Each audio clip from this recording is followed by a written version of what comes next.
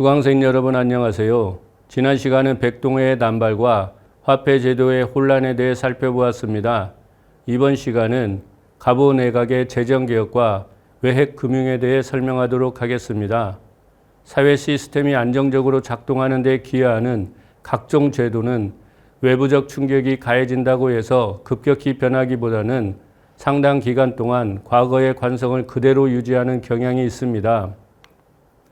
개항을 통해 근대적인 제도들이 도입되었지만 재정 부분에서의 변화는 더디게 진행되었습니다. 조선 왕조의 재정에서 발견되는 특징은 세 가지로 정리할 수 있습니다. 하나는 조세를 화폐가 아니라 현물로 납부했다는 점입니다.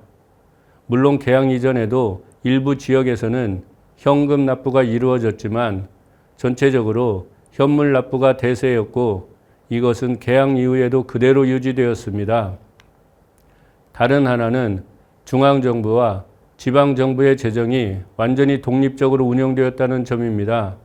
즉 중앙정부는 지방정부의 세입과 세출에 관한 정보가 없었고 다만 중앙정부에 소요되는 재원을 확보하기 위해 지방정부를 활용했을 뿐입니다. 마지막으로 지적할 수 있는 것은 정부 재정과 왕실 재정이 구분되지 않았다는 점입니다. 근대적인 국가라면 당연히 정부 재정과 왕실 재정이 구분되어야 할 뿐 아니라 왕실 재정은 정부 재정에 통합되어 관리되어야 하는데 그렇지 않았고 두 재정이 착종되어 운영되었습니다. 이상과 같이 전통적인 방식에 근거하여 재정제도를 운영하게 되면 많은 폐단이 발생함에도 불구하고 개항 이후에도 이들 재정제도는 큰 변화 없이 그대로 유지되었습니다. 재정 부문에서 개혁이 본격적으로 추진된 것은 1894년에 집권한 가보 내각에서였습니다.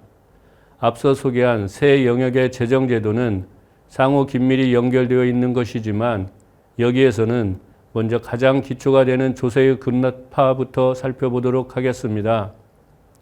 조선 왕조의 조용조 조세체계는 17세기와 18세기를 거치며 토지에 근거한 지세로 통합되었고 현물로 납부하고 있었습니다.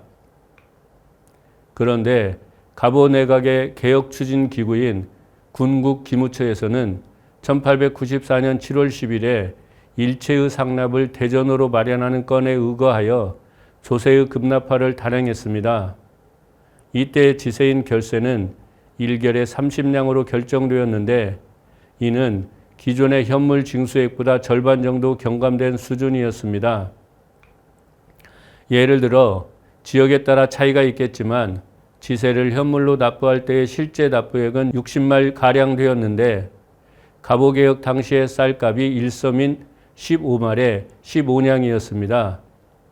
물론 이후 지세는 1900년 50냥, 1902년 80냥으로 인상되는 변화가 있었지만 조세의 급납화는 그 이후에도 현물납 제도로 퇴행하지 않고 일관되게 추진된 개혁 조치였습니다.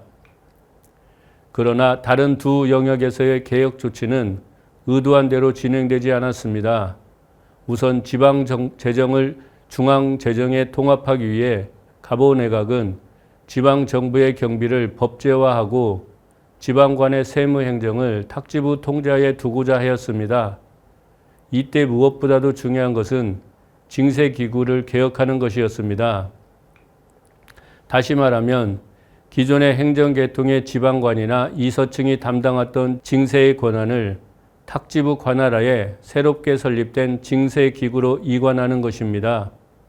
이렇게 새롭게 설립된 징세기구가 조세를 직접 거두고 세입을 중앙정부에서 일원적으로 관리하면 지방정부의 재정도 중앙정부 재정에 통합될 수 있기 때문입니다.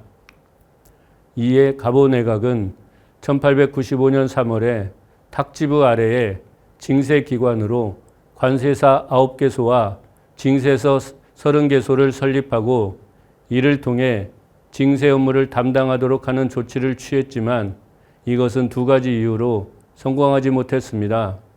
하나는 이러한 새로운 징세기관을 설립하기 위해서는 이에 해당하는 중앙정부 예산이나 지방정부의 예산이 충분히 책정되어야 하나 정부 재정이 열악한 상황에서 관세사와 징세서의 설립에 필요한 예산을 확보할 수 없었습니다. 다른 하나는 보다 본질적인 문제로서 조세를 부과하고 징수하기 위해서는 세원에 대한 정확한 정보가 요구되라 그간 징세 업무를 독점했던 지방관이나 이서층을 배제하면서 그러한 정보를 얻는 것은 현실적으로 어려웠다고 할 수 있습니다. 결국 징세기구를 개혁하고자 하는 조치는 결실을 맺지 못하고 1895년 9월에 공식적으로 취소되었습니다.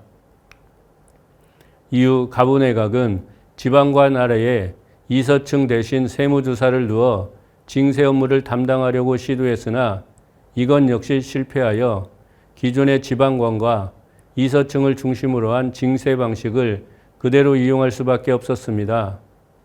정부 재정과 왕실 재정을 분리하고 왕실 재정을 정부 재정의 일부로 편입하고자 했던 개혁 역시 의도한 대로 전개되지 않았습니다.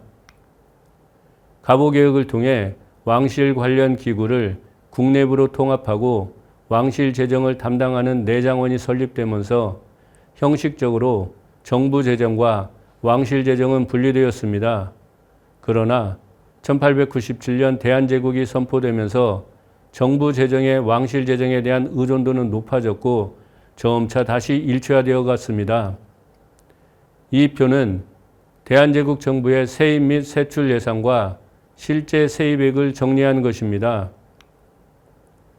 원칙상 정부의 예산은 세입과 세출이 일치하는 균형 예산을 편성하는 것이 일반적이나 표에서 확인할 수 있듯이 1896년의 세출 예산은 세입 예산을 훨씬 초과하였습니다. 그러나 그 이후에는 세출과 세입이 거의 일치하였습니다. 또한 표에는 실세입액도 정리되어 있는데 1897년을 제외하고 실세입액은 세입 예산을 항상 하회하였습니다. 1896년은 실세입액이 세입 예산에서 차지하는 비중이 가장 낮은 해로 50%였고 1899년은 66%, 1902년은 77%로 이 기간 동안 실세입액은 세입 예산의 76%를 차지하였습니다. 이와 같이 가보개혁 이후 정부 재정은 적자였는데 크게 두 가지 요인이 매우 중요하였습니다. 먼저 지적할 수 있는 이유는 지세를 제외한 각종 세원이 정부 재정에 포함되지 못하고 왕실 재정으로 이관된 것입니다. 이런 추세는 대한제국이 선포되고 황제권이 강화되면서 특히 두드러지게 나타났습니다. 가령 1898년에 내장원은 광산과 산포를 관리하게 되었는데 이에 광산에서는 광군수에 근거하여 광세를 징수하고 산포에서는 홍삼을 전매하고 삼세를 징수하였습니다. 또한 1899년에는 영광세를 탁집으로부터 이관받아 다양한 명목의 통상세를 징수했고 1901년에는 어세와 염세를 탁집으로부터 이관받았습니다. 게다가 내장원은 1899년에 구례의 아문둔토와 목장토를, 1900년에는 역토를 탁지부 등 정부 부처로부터 이관받아 황실의 재원에 편입하였습니다. 더욱이 지난 시간에 소개한 바와 같이 1899년에는 전왕국을 내장원 소속으로 이전하면서 주조 이익 역시 황실 재정이 가져가게 되었습니다. 이 결과 정부 재정은 위축되는 반면 황실 재정은 팽창되어 1903년에는 황실 재정이 정부 재정의 70%에 육박할 정도로 확대되었고 정부는 부족한 재원을 황실로부터 차입하는 구조가 형성되었던 것입니다. 정부 재정이 적자인 두 번째 요인은 지세가 미납되거나 연체되었기 때문입니다. 이 표는 정부 재정의 세입 예산 구성을 정리한 것입니다. 표에서 확인할 수 있듯이 세입 예산에서 가장 큰 비중을 차지하는 것은 조세였는데 1897년에는 63%였습니다. 그 이후 세입 예산에서 조세가 차지하는 비중은 꾸준히 증가하여 1900년에는 72%, 1904년에는 79%였습니다. 1896년에서 1904년까지의 기간 동안 조세는 세입 예산에서 평균 74%를 차지했습니다. 또한 표에서 확인할 수 있듯이 조세에서 가장 큰 비중을 차지한 것은 지세였습니다. 조세에서 지세가 차지하는 비중은 1897년 66%, 1900년 68%, 1904년 87%였는데 이러한 지세가 지속적으로 미납되거나 연체되었던 것입니다. 이 시기 정부 재정에 대한 연구에 따르면 1896년에서 1904년까지 9년 동안 지세 총액의 62%만이 예산으로 편성되었고 예산액의 80%만이 해당 연도에 납부되었다고 합니다. 즉 과세 총액의 49% 정도만 납부되었고 나머지는 여러 해 동안 연체되거나 미납되었다는 것입니다.